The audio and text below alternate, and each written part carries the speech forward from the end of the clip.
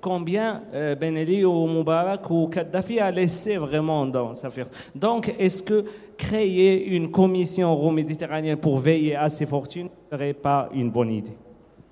Well, thank you very much. I think we have a very, very interesting set of questions. I'd like for Michel to get started. I think that first question, you can cover it. And I like the aspect of communication. So when we're talking transparency, we're talking about transparency of governing, transparency of finance, but also there's that transparency of journalism and media, and that's a very good question. Are we really getting the clear picture at this point, and how important is free media for spreading that message that you talked about as well, to get those private investors, please? Bon, ma remarque était essentiellement d'essayer de vous faire comprendre qu'un pays, c'est comme une société. Il doit être bien géré et il doit bien communiquer. Une société aujourd'hui dans les pays occidentaux, quand elle est cotée en bourse, elle doit informer ses actionnaires régulièrement pour dire ce qui se passe. Et la société qui est capable d'attirer des capitaux pour se financer, c'est celle qui d'accord fait des bons résultats, mais c'est celle qui produit des rapports les plus complets, c'est celle qui donne le plus d'informations sur sa gouvernance, qui donne le plus d'informations sur son levier financier, son bilan, et c'est celle qui rencontre régulièrement ses créanciers ou ses investisseurs. Et je pense que pour les États, c'est exactement la même chose. Un État a la même responsabilité d'aller vers ses créanciers, et pas ses actionnaires évidemment, quoique on pourrait comparer ses propres citoyens aux actionnaires de l'État. Et l'État doit aller vers ses citoyens, comme une entreprise va vers ses actionnaires, pour expliquer son programme, délivrer la transparence et convaincre d'un côté dans une entreprise l'investisseur à mettre de l'argent et dans le cas d'un citoyen d'être d'accord de payer ses impôts, de voter pour un parlement et de s'engager en fait dans une responsabilité de citoyen au sens collectif. Donc c'est dans cet esprit-là, je pense que ma remarque était importante.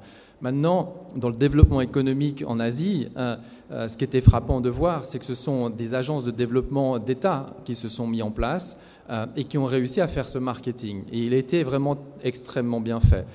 Maintenant, est-ce que ces agences reflétaient parfaitement les vœux des citoyens asiatiques? Pas forcément, je ne crois pas.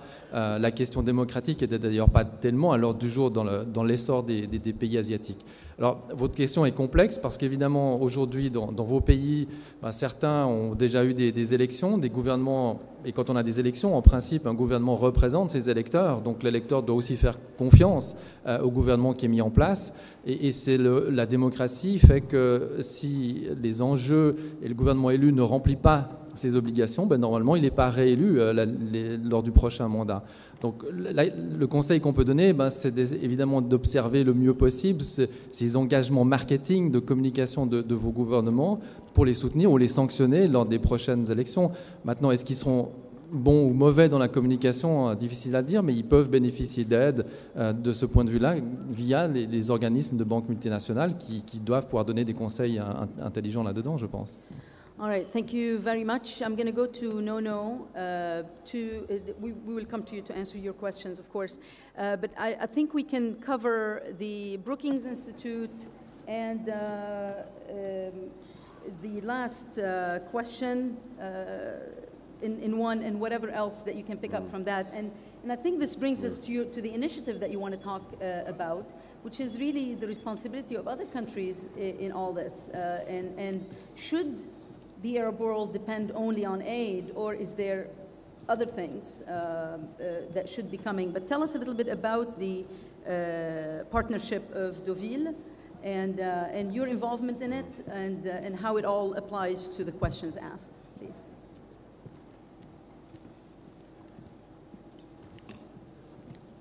Bien, ce qu'il y a, c'est que, je dirais, les pays, avant de compter sur l'aide, je dirais l'aide au développement, doivent compter d'abord sur leurs propres moyens.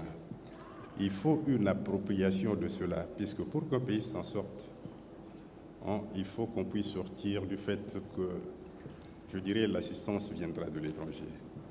L'assistance qui vient de l'étranger n'est qu'un élément en plus. Quand on parle de transparence, je sais que dans les différentes questions qui ont été posées, on est revenu souvent sur un problème de gouvernance et un problème de confiance qui doit s'établir entre les élus, le gouvernement et la population. Est-ce que la population est bien informée sur ce que conçoit le gouvernement? Puisque s'il y a un problème au niveau de l'impact des résultats de ce qui est fait, malgré tout ce qui est fait, c'est qu'il y a un très grave problème de communication qui existe au niveau du pays. Et puis, ce que j'ai noté également, c'est le fait que tout est top-down. C'est que tout est préparé au niveau des autorités et puis qui les appliquent, qui les réalisent, donc qui sont subis. On dirait que les populations ne sont pas associées. Je pense que dans le nouveau mode de faire, c'est cela qui doit être repensé également. De comment concevoir les programmes de développement. Est-ce que ce qui se fait aujourd'hui répond vraiment aux besoins des populations? C'est un problème crucial. Avant d'aller parler de Deauville, je dis, mais c'est un problème crucial sur lequel les gouvernants au niveau des différents pays, au niveau de besoins propres et des besoins qui sont soumis à l'aide après, devront en tenir compte. Et cela fait partie également en ce qui nous concerne comme institution financière, suite au fait que nous travaillons avec les pays, nous ne venons pas avec des programmes, nous travaillons sur la base préparée par les pays, sur la base de stratégies préparées par les pays. Nous ne venons que les assister. Et sur la base de l'assistance que nous apportons, généralement, nous préparons pour une période donnée une stratégie, je dirais, de coopération avec le pays. Mais cette stratégie est basée sur les programmes de développement du pays. Au niveau de la préparation de ces programmes, je dis jusqu'à présent, il se pose un problème fondamental suite au fait que s'il y a une bonne communication de départ, une bonne préparation, une bonne association, je dirais, des populations, des différentes parties prenantes, de la société civile, du patronat, s'il y a une très bonne communication, un très bon échange au départ, avec les résultats escomptés, si on le sait dès le départ, on le partage déjà. Après, les gens seront conscients et pourront mesurer l'impact, les résultats qui seront atteints après la réalisation de tous ces programmes. Venons-en maintenant en ce qui concerne le partenariat de Deauville. Le partenariat de Deauville, je dirais, c'est une initiative qui a été prise par les pays du G8 au mois de mai dernier, de façon à apporter une réponse, je dirais, aux problèmes qui sont à la base des révolutions enregistrées qui avaient commencé par la Tunisie, l'Algérie a été touchée un peu, le Maroc et puis l'Égypte, et qui ont amené à des changements très importants. Et on a constaté qu'il y avait des problèmes sociaux importants qui se posaient, auxquels le pays ne répondait pas de façon adéquate. Pour éviter que ces révolutions ne puissent perdurer, il a fallu quand même, avec les gouvernements de transition qui se mettaient en place dans les différents pays, notamment en Égypte et en Tunisie, en Jordanie également, au Moyen-Orient, et dans le cas du Maroc qui a été proactif, puisque c'est ça, c'est ce qui a fait la différence entre le Maroc et les autres pays, c'est qu'il y a eu une proactivité au niveau, je dirais, de Sa Majesté le Roi, qui a pu donner une impulsion de certaines réformes qui n'étaient pas entreprises dans le passé, mais qui ont été entreprises, notamment des réformes politiques, constitutionnelles très importantes.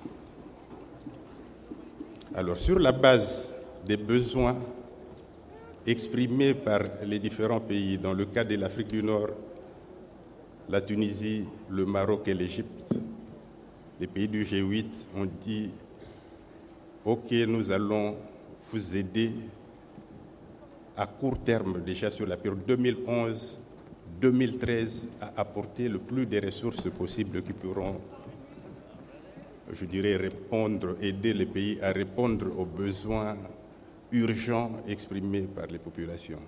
C'est ce qui a mené qu'on ait promis une aide colossale, une assistance colossale de 38 milliards de dollars sur 3 ans, 2011-2013. Et comme je le disais avant, sur ces 38 milliards, il y a le Fonds monétaire international qui pourrait venir éventuellement également avec 35 milliards de dollars. Mais les 38 milliards de dollars viendront pas directement du pays, mais il y a 10 institutions financières internationales qui se sont mises ensemble, qui travaillent, qui se sont décidées de travailler de façon coordonnée pour apporter les ressources requises. À ces 10 institutions financières internationales se sont ajoutés notamment les pays de la coopération, de la coordination du Golfe, que sont l'Arabie saoudite, le Qatar, le Koweït, les Émirats arabes unis et la Turquie aussi s'y est associée. Il y a eu des engagements annoncés, la formalisation, je dirais, le lancement formel, je dirais, pour la partie économique de cette initiative de Deauville vient de démarrer au mois de septembre dernier. C'est le 10 septembre dernier à Marseille qu'on l'a lancé formellement et la Banque africaine de développement a été chargée d'assurer le secrétariat de la plateforme de coordination des différentes institutions financières. Okay, I'm gonna interrupt you for just a second because I don't want to go into too much details. Yes. Because this is fascinating, very interesting, but I'm hoping that this information can be found on the bank's website, or it's not, is it online? Can people check it if they want more information on it? Is it online, or no? There is a website for the platform. Perfect. We're starting putting information, Okay. data in this. And what is that website? The ADB, it is in the ADB website, which Okay. is www.afdb.org. And inside you'll find a window concerning this coordination platform. Excellent. Et je voulais ajouter, ce qui est intéressant, vous savez, il y a le vice-président Fischer qui est là. La Banque européenne de reconstruction et de développement avait été créée au départ pour apporter une assistance, pour accompagner les pays qui sortaient du communisme en Europe de l'Est. Mais avec le printemps arabe, ils se sont décidés d'étendre leur zone d'action en Afrique du Nord. Ça, nous le saluons. Nous allons travailler en étroite collaboration avec la Banque européenne de développement. Excellent. De reconstruction et de développement. Excellent, excellent. Thank you very much. And this is a good segue to you, Jan. One, you know, you can pick up on that last one, but also my question to you is, in addition to the other questions that you got, we will have surprises next year. So with all that planning and all that reactive actions that were taken in the past year, how do you plan for the surprises? How do you plan for the things that we know will happen now, but we just don't know where and at what scale? Please, go ahead. I will come back to your question, to your last question or questions. The first, I would like to grab from the audience. Yes. Media. You mentioned media, which reminded me, by the way, that I had forgotten it in my introductory remarks. The role of media, it's no question about it. It's extremely important, extremely serious, sometimes extremely aggressive, and not only speaking about the classical media, but also about electronic media, about social networking, electronic communication. That's the difference between the changes when the communism failed and the Arab Spring. We haven't got any Facebook and Twitter as a very strong instrument of the communication within the society. Right. That's the fact, one of the very strong factors of the changes, in fact. The new phenomenon. What to do with media? Only one care you have to have on mind. It's that the free media is one of the most important pillars of the normally aware and healthy performing democracy. Sometimes you can be furious what they are lying, that's the distortion on information. That's the, could be said, virtual reality that they are talking about. And I was several times when I was attacked by media, I was actually furious. But the worst thing you can have on mind to regulate them anyway. So the answer is clear. In democracy, you have only one concern, and then that's the concern for absolutely free performing media, nothing else, because it's only one word thing, then media, they are distorted, lying, kidding, attacking someone, producing rumors, I don't know what. There is only one word thing. Any kind of censorship and regulation of media. That's the point, and the story of media in my country and the post-communist countries. It's a pretty long story, and they need also some time for their self-cultivation. It's not from Monday to Tuesday anyway. So, but the only thing which I'm stressing, no thinking about some regulation or something like that. It's the only way how the establishment could communicate with the general public. Nothing else. Nothing else. That's media. It's through media. Right. So this is about media. Yeah, I want to ask you something actually about this, which just occurred to me. After the fall of the Berlin Wall and fall of communism and the major changes throughout Eastern Europe, there was an effort by George Soros to pour in a lot of money and introduce what we knew then, as the free media. He did build all these media organizations, trained people, but there was a lot of money spent into this. This is like, talking about the private investment, attracting private investment. Well, I don't know if politics played a role or was it just private investing, pure and simple. But if you can't just talk a little bit about that, because I think that was a very successful experience in all of Eastern Europe, and he's the one to thank for all this. And I don't know if the Arabs have a George Soros any at this cent, point. any euro at that time, any dollar, any Deutsche Mark anyway, which has been invested in this kind of activities to the cultivation of media, improving the role and the, could be said, understanding of politicians and general public to the role the media play in the normally performing society, because before we haven't got a normally performing society. So that's the very wise way how to invest the money somewhere. So this is about this effort. Otherwise, it's closely connected. The role of citizens, anyway, in all the process and the changes. It's central. I mention it anyway. So that's politics. It cannot perform as for politics itself, and the politician would play this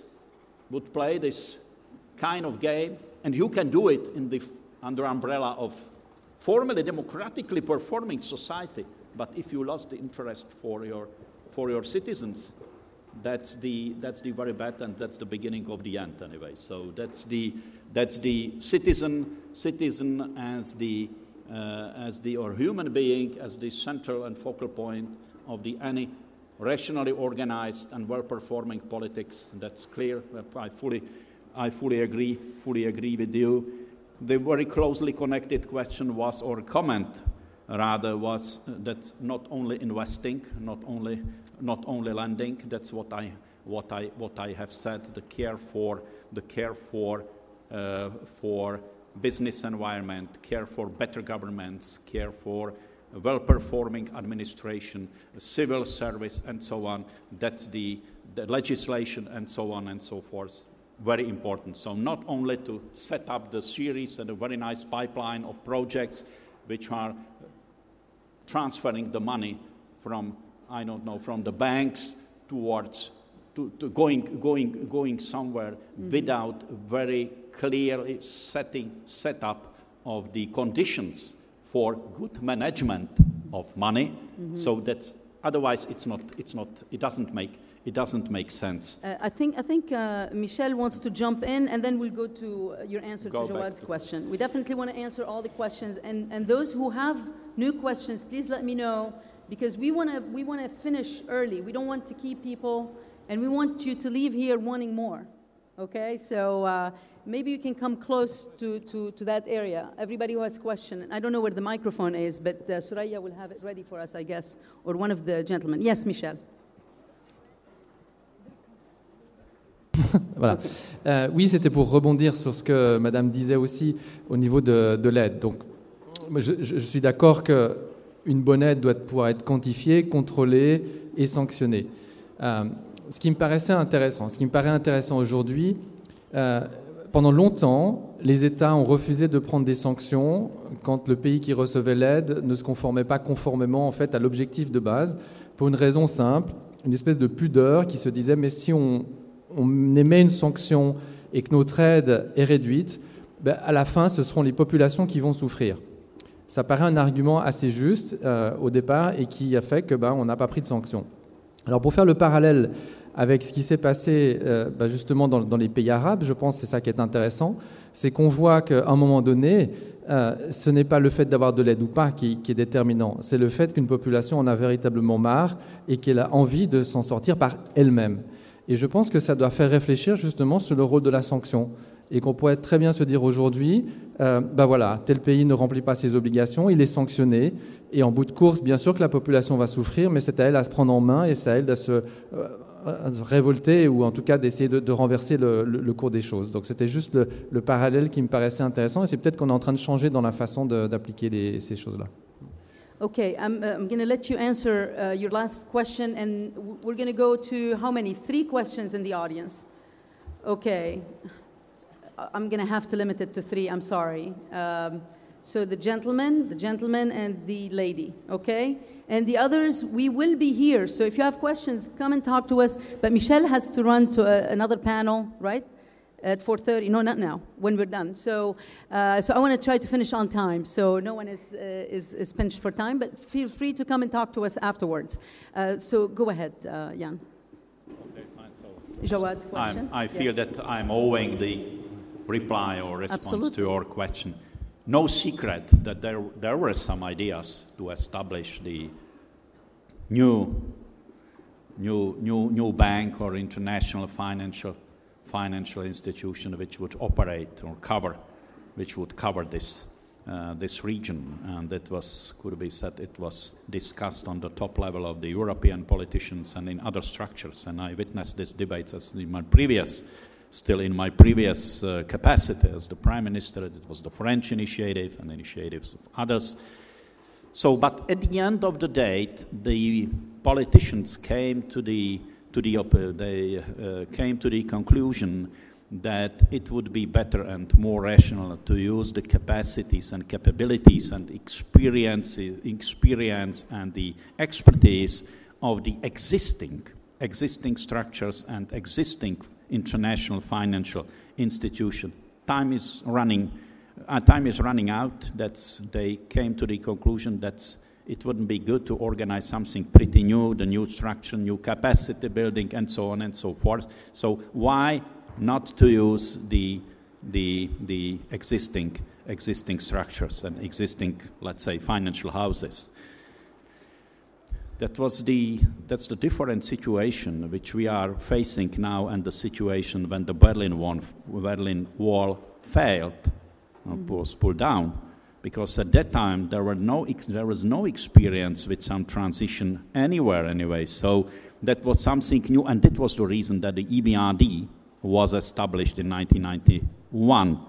Now, after 20 years, which the bank has exercised in the current region, the politicians came to the conclusion that it would be good to use it and to transfer it, and I'm sure that's transferable.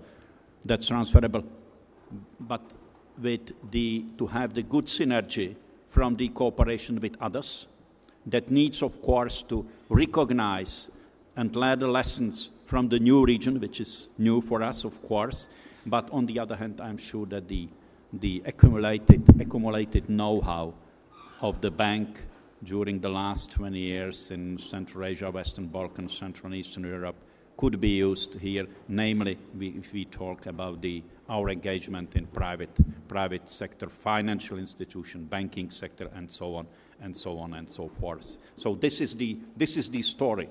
That's the commitment for the bank. By the way, it's not easy. You have to organize a lot of things internally, recruit the proper people, extend your activities, to deploy the right people to countries, new countries of operations potentially, which is not trivial issue to deploy someone in Cairo, in Rabat or Casablanca. It hasn't been decided, by the way, and in Tunis and Amman. So it is front of us. We take it very, very seriously, but I can tell you that the pipeline of the project which we have on the table, it's very promising, and the cooperation with others, it's very intensive.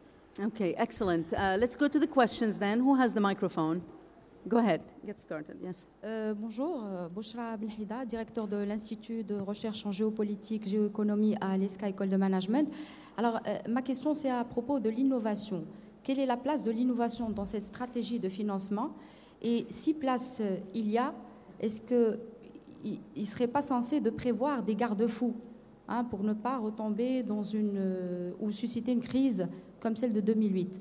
Alors, la deuxième question, et je vais m'en tenir à celle-ci, c'est, on parle de quelle stratégie de financement pour soutenir la transition?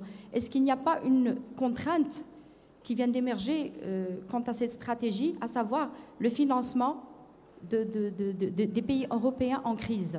Voilà, et merci. Thank you very much. Yes, the second question. Okay, that's fine. That's all right. We'll take 4 questions instead of 3. That's all right. We'll come back to you and then the gentleman right there. Yes. Yes. Bonjour tout le monde, je suis Flah Nadia, présidente de l'association Master Genre et Droits de la Femme des 2 rives de la Méditerranée. Et ma question est, est-ce que la montée des partis islamiques ou des mouvements islamistes dans le monde arabo-musulman aurait une influence sur la stratégie de financement, sachant que ces pays, y aurait-il des pays beaucoup plus privilégiés que d'autres, sachant que ces pays sont en train de construire leur démocratie et leur état de droit, et sachant aussi que l'état de droit n'est pas toujours synonyme de démocratie. Et merci. Thank you. Yes.